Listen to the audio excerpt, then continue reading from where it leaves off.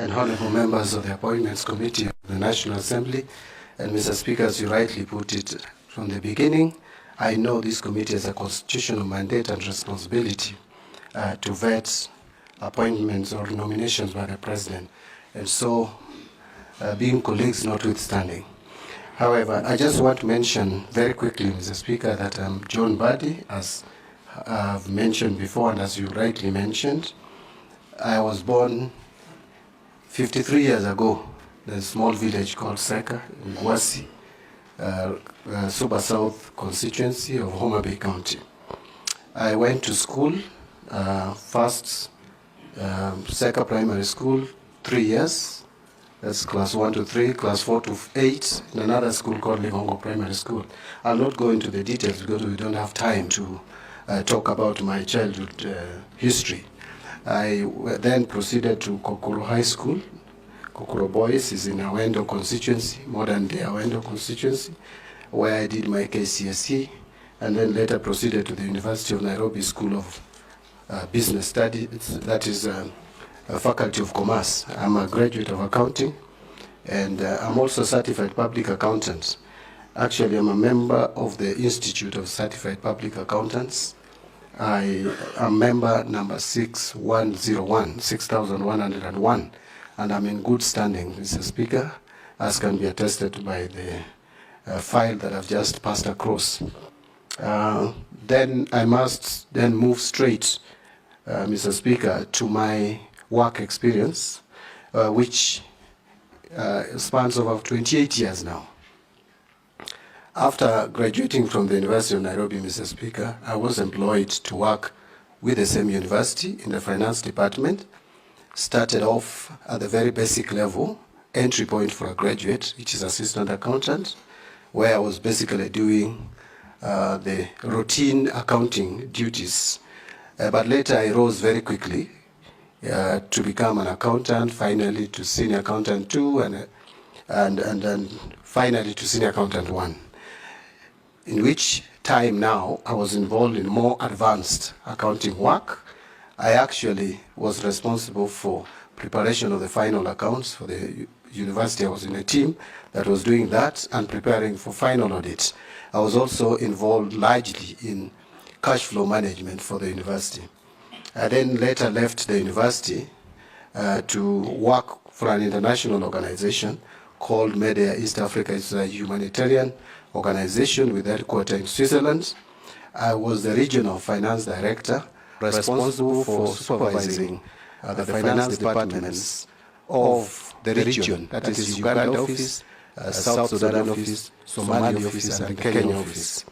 The budget for that organization, the regional budget, which I was responsible for, was $8 million, which in the current foreign exchange rates could be about 1 billion plus. And my duty in that organization, Mr. Speaker, was basically to do fundraising, do the budget, preparation of budget and fundraising, ensuring proper utilization and efficiency in financial management in the entire region. So I served there for 3.5 years, and I became a member of Parliament, having won my seat for the first time in the elections which were conducted on 29th of December 2007. I won Gwasi Parliamentary seat, a seat I won again subsequently 3 times. Actually, I have the record of the only person who has ever been elected in that constituency more than once.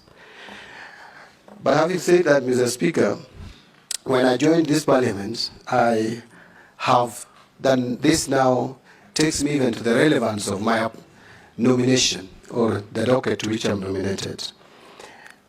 Since I came to parliament for 15 years, from 2008-15, January, to 2022, save for a few months, like about 7-8 months when I served in the cabinet as assistant minister in the office of the president, I have always been a member of the Budget and Appropriations Committee. This committee is the one that actually has the constitutional responsibility and mandates to prepare the budgets of this country. Actually, the budgets that come from the National Treasury are estimates.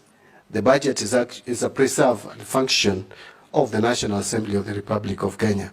So during which time, when I was a member of the Budget and Appropriation Committee, I interacted a lot with the Kenyan budget and the macroeconomic policies. I can attest that I've interacted with the Budget Review Outlook paper, which is always prepared every year. I am very comfortable with how to generate budget policy statements, budget estimates, finance bills, division of revenue bills, county allocation of revenue bill, generally budget process, and the debt management strategy paper. So, Mr. Speaker, I don't want to go into much detail, but let me just mention for relevance that as Assistant Minister in the Office of the President, I was also involved in helping the Prime Minister. In the Office of the Prime Minister, sorry.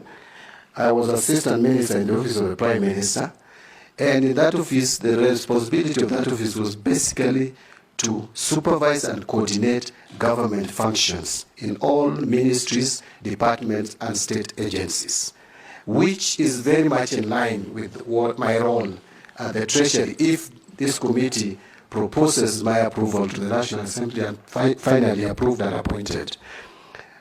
In that office, Mr. Speaker, you will recall that there was no minister. And you will also recall that at the time I was appointed, Mr. Speaker and honorable members, there was not even a deputy prime minister. Because remember, the former president, who was the deputy prime minister, had stepped aside because of the cases that he had at the ICC. And the current prime cabinet secretary, who was another deputy prime minister, had already, because of political differences, practically left office. So I was basically deputy or assistant prime minister during that period that I was there. And so I, by default, and I helped the prime minister in coordinating government functions. Now, quickly, because I think my time is almost up, my work in Public Accounts Committee, first as a member in the 11th Parliament for 5 years, and later as the chairman now for 2 years, from 2022, October, I have interacted with how the government spends its revenue. So the government spend is something that now I understand very well. So if I'm given this opportunity, I can easily bring a difference in our financial management, because that is a big concern in this country at the moment. Mr. Speaker, I think I would leave it there, because if I went now to talk about my political life and sharing audio for 10 years, and I think I would take all the time that's allocated for this vetting. So let me start. That will do for now. I'll invite members to ask you questions. And like I said, members, don't be prejudiced by the fact that John Mbadi is your colleague. We have interviewed colleagues before, and you must be able to ask questions without fear or favor. Deputy Speaker.